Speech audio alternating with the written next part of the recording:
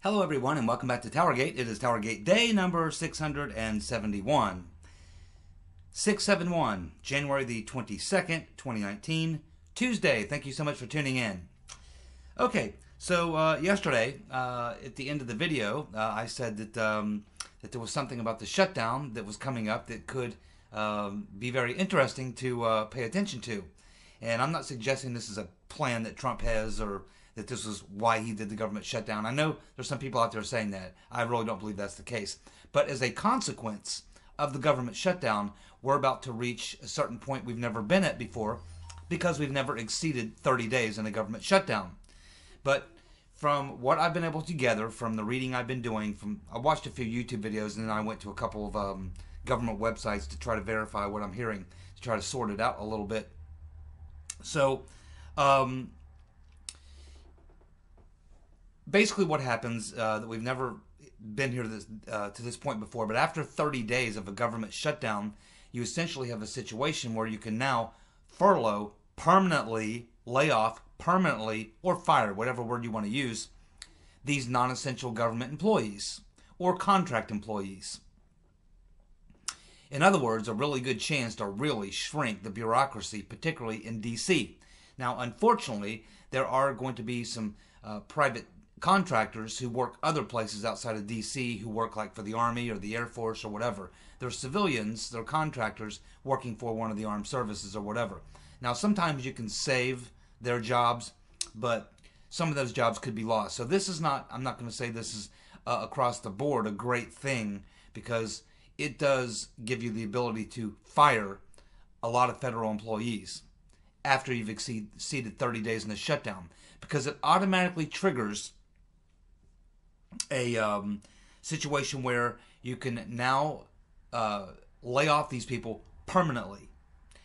And so it's a really good way to shrink the federal government of these employees, sometimes called non-essential, but also people who are contractors. And some of those people I wouldn't say are non-essential.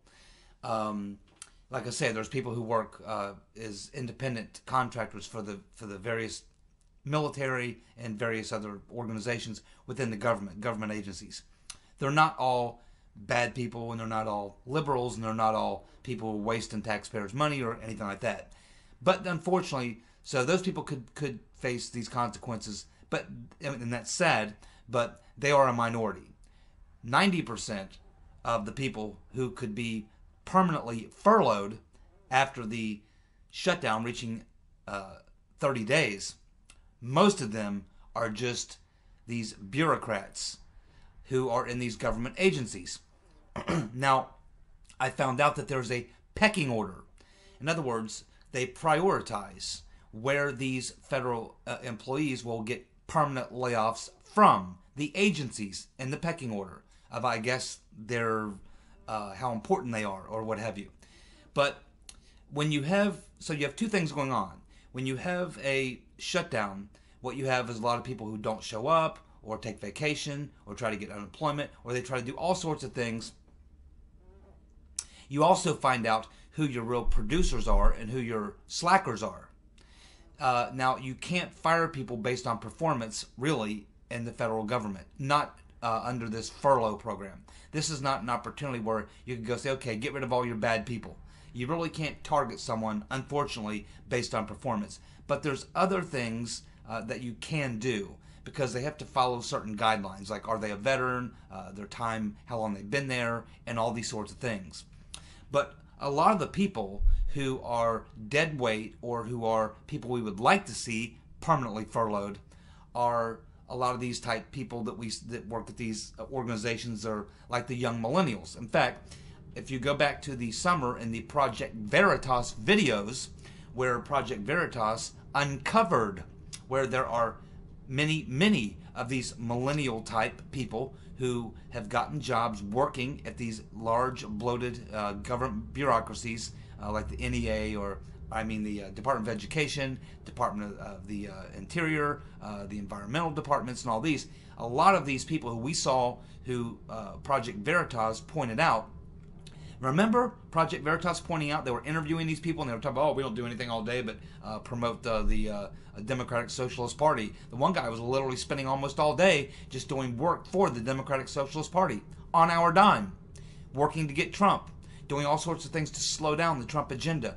working, throwing monkey wrenches into the wheels within these bureaucracies. Well, this is the people we're talking about. They're all buried within these bureaucracies. And they're probably these younger millennial types who may be co-oping, maybe just got out of college and got this federal job, maybe got pulled in through some political organization, because this is how they like to fill out a lot of these bureaucracies in Washington, is by bringing in their friends who think like them, because they like to load up the bureaucracy. And then they do, the types of things that creates work for themselves, which we learned about from Project Veritas, where if one guy wants to, if somebody in the department is told, okay, you need to do this, and they're given some project to work on, before the project can go forward, it must be signed off by 20 or 30 different department heads, which creates much more bureaucracy, which creates much more work. And so they perpetuate their uselessness by creating these rules that naturally bloat these federal bureaucracies. So the name of the game is to grow these federal bureaucracies and to staff them with a bunch of leftists who think just like they do. So it's 90% of the people who would be permanently furloughed now that we've reached the 30-day mark in this shutdown would be these types of people.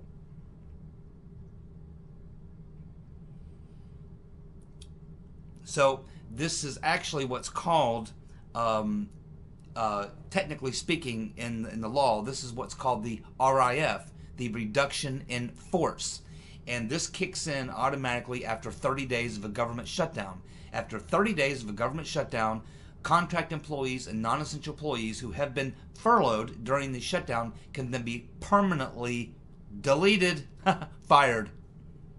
So let's go through these agencies, because as I told you, it's prioritized.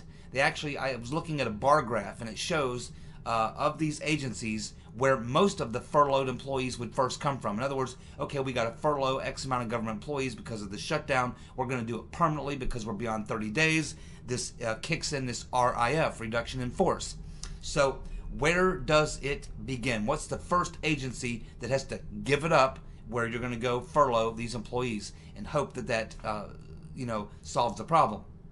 Well, the very first agency that they go to permanently furlough employees when you've exceeded 30 days in the government shutdown would be the Department of Education. How many Trump supporters do you think are in Washington working at the Department of Education? How many Trump supporters do you think are working at the Department of Education? Not many, like 1% or less. Well, this is the very first priority group that would have to give up a bunch of employees, and this is the first place they would go to offer to, distribute permanent layoffs, firings, after 30 days of a government shutdown. The Department of Education is number one in priority in how many people they would have to give up or send to permanent furlough, firing, after the 30 days of a shutdown. Department of Education, number one. Number two, the EPA, the Environmental Protection Agency. That's fantastic. Okay, so I'm pretty sure there's not even one Trump supporter working at the EPA, right? Number three, Department of Commerce. Oh, yes.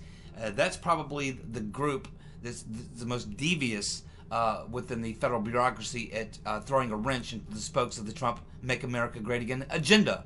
Over there, the folks at Department of Commerce. They would be the third in line. Next, the Department of Labor. Oh, man. That's nothing but left-wing anti-Trumpers. And then you move on to Treasury, Interior, Health and Human Services, Transportation, and then the last three where you would permanently lay off or furlough or fire temporary or non-essential employees or contract employees would be the DOD, Justice, and Homeland Security. These three, you'll probably never see them targeted unless things got really bad. But so we can expect that the first 5 agencies that would be likely to see permanent furloughs as a result of passing the 30-day mark and triggering in this RIF, this reduction in force, would be Department of Education, EPA, Commerce, Labor, and Treasury. And where a lot of those people that we saw highlighted on the Project Veritas videos this past summer, those Democratic communists who were bragging about all the things that they were doing to sabotage Trump from within the bureaucracy, all the ones who told us, oh yeah, I'm a member of the Democratic Socialist Party and I spend all day doing this. I've been running errands all day for this. They were arranging, if you remember, the one woman got fired. She was arranging and taking part in protest, anti-Trump protest, while she was supposed to be at work. But this was what she had written out in the memo and described as part of her workday. This was on her schedule that day, you know, and it was part of errands or some sort of thing that she wrote out. And she had herself and many other people in her department she worked around, all there participating in an anti-Trump protest when she was supposed to be at work, getting paid quite well, by the way. So this is the type of people that we're looking at that are littered all throughout these government bureaucracies. And these are the type of people who, now that we're past day 30 in the government shutdown, could now fall into the situation where which would trigger this reduction in force, this RIF policy, which would mean that Trump, not personally, but through the executive branch, could now begin permanent furloughs. That means fired. Permanent furloughs of these contract employees and these non-essential people who work at these bureaucracies. And this is the 5 bureaucracies, the top 5 I just mentioned: Education, EPA, Commerce, Labor, and Treasury, where the first permanent layoffs would occur. You could get rid of a lot of those Democratic, Socialist, anti-Trump folks who are clogging up the works. You could get rid of an awful lot of them as a result of the fact we've now exceeded 30 days of the government shutdown, and we have now automatically we trigger in this RIF, reduction in force policy. So that's the good news. And keep in mind, it was 3 or 4 months ago, Trump called in the heads of all these departments and said, I want each of you to find a 5% cut. So sometime in the spring, they got to come back to him, the head of all these government agencies that he had in the Oval Office. They got to come back to him with a 5% cut, reduction in workforce. In addition to that, we know he froze federal pay. They were supposed to get another raise. If you remember, just a couple of weeks ago, he canceled the raise. He's frozen their pay, federal workers. So you can see that this is, and I'm sure Trump probably knows about this. Again, I don't believe he is doing the shutdown and making it go beyond 30 days just because he can do this. I don't think he would do that. I mean, I don't think he wants the government to be shut down. And I certainly don't think he likes seeing it go beyond 30 days. But since it happened, this opens up the door to get rid of a lot of anti-Trumper, Democratic Socialist millennials who have been buried into these government bureaucracies. And now is the opportunity to get rid of them. And I'm sure he will. There you go. It's like that silver lining behind the black cloud. You know what I mean? Alrighty, and I just wanted to mention something I didn't get to yesterday either. It was a pretty interesting interview with Ratcliffe on Maria Bartiromo on Sunday morning, and of course they were talking about the recent revelations and what we learned from Mr. Baker and these leaks, testimonies from Bruce Orr and Page. And Ratcliffe was, how he typically is, pretty straightforward, pretty straight shooter. But toward the end of the interview, he did say, and with a certain amount of confidence, it looked like to me, that he said that if what we learned from the Bruce Orr testimony, he's saying if what Bruce Orr testified to, and he was the one asking a lot of those questions, by the way. Ratcliffe was the guy who was asking a lot of those questions we're referring to with Bruce Orr and his testimony. He said if the answers that Bruce Orr gave are true, and what he says is true, he said that there's going to be a lot of people, and he mentioned Sally Yates and some others, who are going to be needing good criminal defense attorneys. And I agree with him 100%. Remember, Sally Yates signed off on that first warrant. And what Ratcliffe wanted to know that he never got to find out is whether or not Orr briefed Sally Yates, who would have been his boss. His direct superior would have been Sally Yates. And up to this time, Bruce Orr has said that he didn't inform Sally Yates. But that didn't mean that she wasn't informed. It means that he did not inform her. Now, did he go above her? Did he go to pre-step? Did the people above him brief pre-step? Did they brief Yates? The fact that Orr didn't personally tell her, which is kind of strange because that's her boss, or that's his boss. Why would Bruce Orr not brief his boss? Why would he be briefing people either below him? Because remember, he's number 4, Assistant Deputy Attorney General, number 4 guy at the DOJ. Sally Yates is his direct boss. He's getting all this information. He's passing it on to all the people we heard about. There are DOJ and FBI high-level lawyers in these meetings. He's briefing Page. He's briefing Strzok. He's briefing McCabe. And we know McCabe was working closely with Yates. It's hard to believe, nearly impossible to believe, that Sally Yates was not aware of what Bruce Orr was briefing these people on. Now, maybe she purposely wanted to stay out of the loop. Maybe she was like, uh-oh, well, I need to sign off on this FISA, so I need to stay out of the loop. I need to stay out of the loop. It may have been carefully coordinated so that she purposely, like Comey, stayed out of the loop. Because if you look, both of them seem to be out of the loop, but they had to be aware. How is it? What we're supposed to believe that Andy McCabe is not telling his boss, James Comey, about what he's learning from Bruce Orr?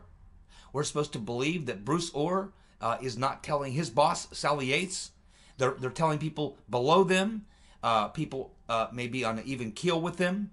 Why does that happen? Since when does a boss brief people below him? No, a boss briefs his boss, and his boss briefs his boss. Everybody briefs their boss on what they're learning. Why would you brief people below you? It just doesn't make any sense. And I think this is what Ratcliffe has, got in his head. He's going, this is not right. I find hard to believe that it all stopped with McCabe and with Orr, that they didn't inform their superiors about this. It's just nearly impossible to believe. It's literally impossible to believe. And if that is true, then it stops with Bruce Orr at the DOJ and McCabe at the FBI. Do you actually believe it stopped there? I mean, we already know that Lisa Page said Obama wanted to run it out of the White House. Wanted to know everything they were doing.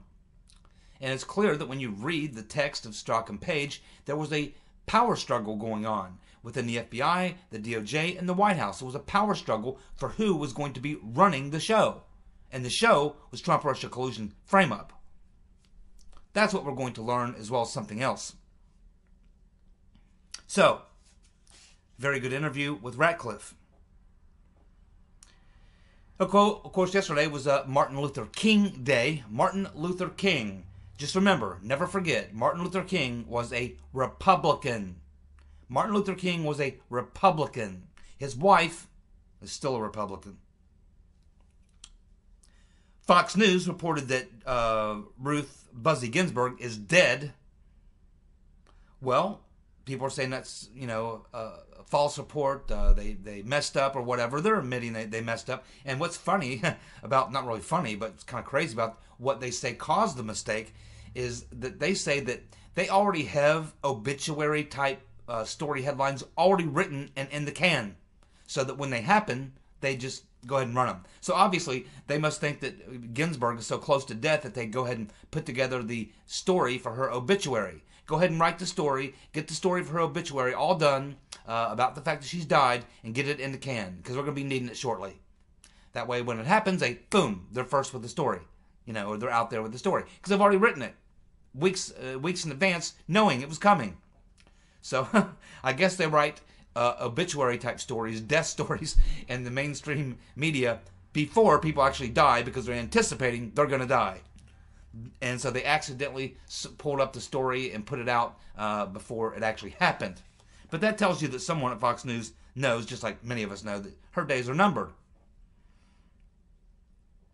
We have Bernie Sanders calling Trump a racist. Bernie Sanders calling Trump a racist. That's good. Very, very good. Let's see. France, of course, is now building a wall. France is building a wall to stop the illegals from going to Britain. Stopping illegals from going to Britain. So France is building a wall. Macron is building a wall. Well done. Maybe Piglosi and Chuck the Cuck should consult with Macron, who continues to try to cave to the Yellow Vests. And they don't seem to care. They just keep on protesting. Doesn't matter what he does.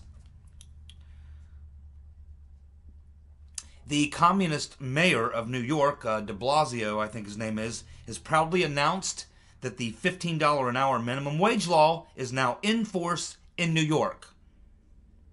Therefore, 75% of full-service restaurants are going to be cutting employees' hours. 47% will completely eliminate those jobs. And 87% will raise prices. My oh my. Liberalism fails every single damn time it's tried. And even when it fails right in front of their face, they do more of it. Because what do they say? Well, we just didn't do it right. Socialism's great. It's failed every time it's been tried because no one's ever done it right. That's their argument. I know. I've had the argument with them before. You know, I've had the argument with these liberals before. Oh, we need to be like Sweden. Well, Sweden isn't really a socialist country. Plus, they got like, what, 8 million people? Come on, man. And they don't have 25 million or 30 million illegals in the country that they got to pay for either. Okay. Well, it looks like the people who doxed those two kids from Covington Catholic High School in northern Kentucky, not too far from me, are going to be sued. There's a lawyer who's taken on the case, and boy, he's going to have a lot of lawsuits to file because there's a whole long list of people. The person at the top of the list, of course, will be Maggie Haberman. Maggie Haberman. Yes, we've talked a lot about Maggie Haberman, a hardcore anti-Trumper, hardcore Hillary supporter, who then turned on Hillary because Hillary lied to her about the dossier. But anyhow, she's back to being a Hillary lover again, I can assure you of that. But yeah, I mean, they doxed these two kids, and then the video came out, and the full story came out, and now they all look like fools. And these are high school kids. They're probably not 18. They're minors, which means they were doxed, and they're minors. You're not allowed to do that. That's against the law. Plus, they probably have, you know, certainly have a civil lawsuit. So all these media types on MSNBC and CBN and MSNBC and PBS and all the rest who came out and jumped all over these two young kids at Covington Catholic for supposedly getting in the face of this Indian who turns out to be a con man. And it was him who came up to them. It appears that this lawyer is now taking those cases. And it looks like he's going to file lawsuits against all of them. A big, fat class action lawsuit. Yes, indeed. That's exactly what you need to do. That's what they do to us. Do it to them. Start suing the hell out of them for every time they sneeze wrong. And this time they're caught red-handed. I mean, how many fails have we seen by the left wing in the last couple days? Fail after fail after fail. I mean, they fail. It's like watching, you know, Bugs Bunny and Roadrunner. It's like Trump's like, you know, the Roadrunner, you know, and the left is like Wile E. Coyote. It's like everything they try, every stunt that they try to pull blows back up in their face, and they just can't keep up with the Roadrunner, Trump. It's unbelievable. Okay, so now I want to focus the last 10 minutes on another really important story by Jeff Carlson. And again, I don't know if he's receiving information from someone or exactly what's going on, but he focuses a lot in this particular story that he just wrote in the Epoch Times on this testimony by FBI lawyer James Baker, former general counsel, who we now know is under criminal investigation for leaking by a prosecutor up in Connecticut, who nobody's ever heard of.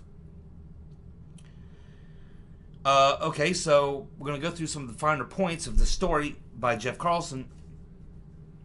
So, FBI lawyer James Baker, FBI lawyer James Baker revealed that it was Michael Sussman, who was, of course, the attorney for Perkins Coie, who gave Baker information alleging the Russian bank, which we later found out the accusation and dossier, of course, they named him Alpha Bank, who is now suing Christopher Steele. So it's we have Baker telling Congress in his testimony that it was Michael Sussman, the attorney from Perkins Coie, hired by Hillary Clinton, is the one who gave Baker the information about this Russian bank, Alpha Bank, communicating with a server in Trump Tower. Now, there was another story we did about this woman professor who has a business on the side, who they're computer experts, who was also involved in this. So whether it was, I don't know if it was she who fed this information to the DNC, which is very likely, if she fed it directly to the FBI, if it got fed to the DNC, I'm not exactly sure still what the origin is. Not still sure exactly where Sussman got it. He's not really saying specifically, and the FBI has never stated specifically. But let's continue on with what we learned from Carlson. So, of course, we know that this was proven to be false. That the server, once they finally looked into this, found out that this was an old marketing server that was just sending pings back and forth to various clients, one of them being this Alpha Bank. But there was no real communication, active communication going on. Nothing there. It was turned out to be a fake story. But what's interesting about Mr. Sussman is that Sussman, of course, is a lawyer who specializes in things related to cybersecurity. He's also a very close friend of Sean Henry of CrowdStrike. It was also Sussman who the DNC hired, which is essentially Hillary Clinton, They hired Sussman to come in after their servers were allegedly hacked. And it was CrowdStrike who determined it was the Russians. Fancy Bear and Fuzzy Bear or whatever. Which is exactly what the Mueller team has used as part of his witch hunt. So here we have Sussman working for Perkins Coie, which is hired by the Rotten Reverend Clinton and the DNC. Sussman going directly to the general counsel of the FBI and saying, hey, Trump has got a server, Trump's communicating with the Russians, this Russian bank, Alpha Bank. So could you get any more inside baseball than that for the Rotten Reverend Clinton? She is literally hires a law firm and uses one of the lawyers from the law firm to walk directly into the general counsel of the FBI. Right into his office. Because this meeting occurred on September 19th, 2016. The Rotten Reverend Clinton was able to pay Sussman, who is the guy who brought in CrowdStrike, and also was the guy who walked directly into the general counsel's office and told Baker, yeah, we think Trump's got something going with the Russians. There's some computer activity going on at Trump Tower communicating with Russians. And this came from, he didn't name them, but we know it was CrowdStrike. We know that he went to Sean Henry. And Sean Henry, of course, is one of the three owners of CrowdStrike, along with an anti-Putin Russian Atlanticist. So what does this show? This is just another example that the Rotten Reverend Clinton was feeding directly to the FBI. Whether using Christopher Steele, whether it was Mr. Sussman, whether it was Nellie Orr, these people were all being paid by Hillary Clinton. They were on her payroll. And they were all given direct access right to the FBI. Wasn't even a middleman. Hillary Clinton paying these people to go direct, to deliver the dirt, the lies, right to the FBI. That's how corrupt this thing was. They were literally working for her. The FBI, the DOJ, the CIA, foreign intelligence literally working for Hillary Clinton. I mean, when you strip away all the smoke and mirrors, when you strip away all the bells, when you strip away all the distractions, you essentially got Hillary Clinton paying a lawyer from a law firm to go directly give the FBI lies about Trump. You got a foreign British spy paid by the Hillary Clinton to go directly give information to the FBI and the DOJ through Bruce Orr. So Sussman went in and directly met with